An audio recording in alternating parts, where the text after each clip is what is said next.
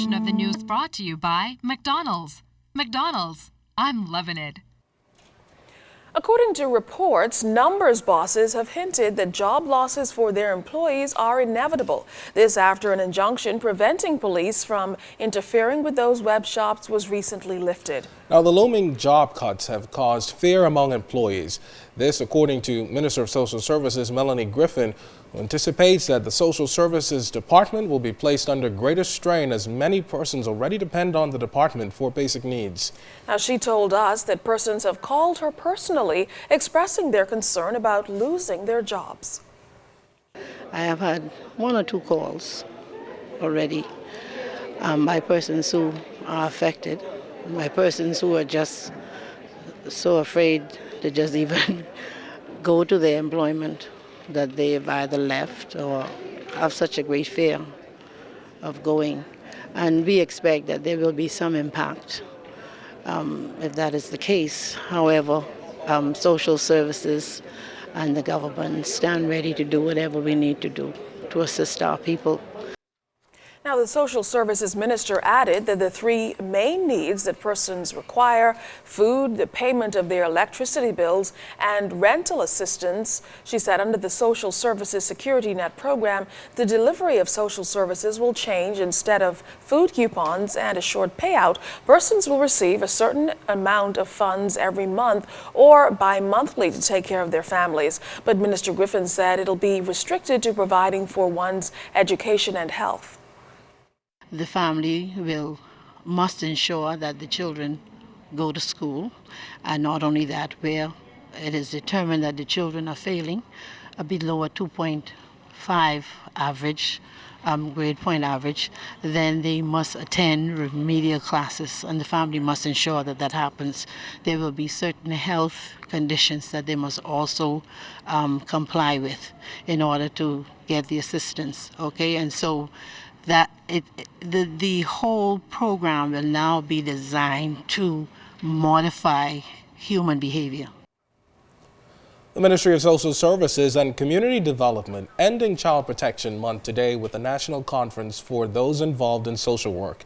The event, held at Evangelistic Temple, was aimed at providing continuing education on the prevention, recognition, and treatment of child abuse and neglect. Focusing on the theme, protecting children in a changing world, Minister of Social Services Melanie Griffin applauded the work of social workers and said one of the big problems they're trying to curb is linked to the abuse of media. The world of social media has been found to have a dark side. Children are being lured out of their homes or bullied on Facebook. Twitter, which was instrumental in spreading news during the Egyptian uprising, is also being used to spread the most malicious gossip. Now, Minister Griffin said it was equally important for those on the social networks to be fully armed to win the fight against the effects of social ills. We need, therefore, to be fully knowledgeable of the law. We must be able to recognize signs that indicate that abuse may be occurring, and we must be knowledgeable of the types of interventions that are available for both victims and perpetrators. The 2003 Bahamas-Cuba Education Partnership was commemorated today with a special ceremony at the Stapleton School. The agreement allows for the Ministry of Education to acquire additional specialty teachers from the Republic of Cuba. Since that agreement was signed, Cuban Ambassador to the Bahamas, His Excellency Ernesto Guzman, says 101 Cuban teachers have been employed here. On behalf of the Cuban government, we would like to ratify you that Cuba is ready to increase the collaboration in areas of special education with the Bahamas and to contribute to training of the human resource to care for all children and young people with disabilities in the country. Now, Prime Minister Perry Christie thanked the Cuban government for its contributions of providing those teachers to special education over the last decade. When I see the children here at the Stapleton School, the Garvin Times Autistic Unit, the Center for the Deaf, and those on the Family Islands and in other schools and communities in our country who have benefited from this cause, I am pleased pleased for the progress that has been made, and pleased with the positive change in each of the schools and students affected. And I want the teachers in particular to know and to note, when our history is written, it will reflect that this agreement was a significant factor in the progress of education in our nation. All right, still to come, the National Family Island Regatta is a wrap, but we've got a lot more to tell you about. And more highlights from high school soccer playoffs. You're watching the Bahamas Tonight.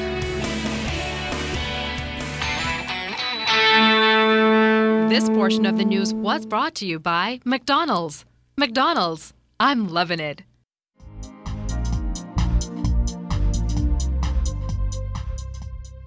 This is your Royal Fidelity Business News. I'm Jimenita Swain. The Global Economic Conditions Survey from the Association of Chartered Certified Accountants and the Institute of Management Accountants shows that the Caribbean businesses had very little to feel good about in the first quarter of 2013. 2,000 finance professionals that were surveyed from businesses in all sizes indicated that in the region, just 23% said they were more confident about the prospects of their organizations. 31% reported a loss of confidence. Analysts from the ACCA said the Caribbean, while still reporting confidence gains, has a more subdued outlook. The Bahamas Hotel and Tourism Association throwing its support behind the modernization of the nation's Gaming Act and regulations to restore the destination's global standing and competitiveness. BHTA President Stuart Bowes said the 1969 Lotteries and Gaming Act needed updating because of innovations in internet technology, mobile gaming, a proliferation of new games based on consumer demand, and modern best practices. Further, Bowes says in reviewing 80 casino operations globally, the Bahamas as a jurisdiction ranks at the bottom in comparison to other casinos. Bowes says modernizing the Bahamas' gaming laws and regulations would result in an increase in annual tax revenue estimated between 70 to 30 million.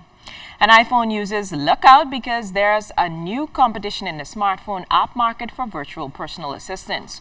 Reuters is reporting that Google Inc. is introducing the Google Now technology to iPhones. That means that it will compete directly with Apple's Siri to serve as the primary service smartphone users rely on to get everything in online searches. Google Now made its debut last year on mobile devices powered by Google's Android operating system. The new app should be available today for iPhone and iPad users. That was your Royal Fidelity Business News. I'm Jimenita Swain.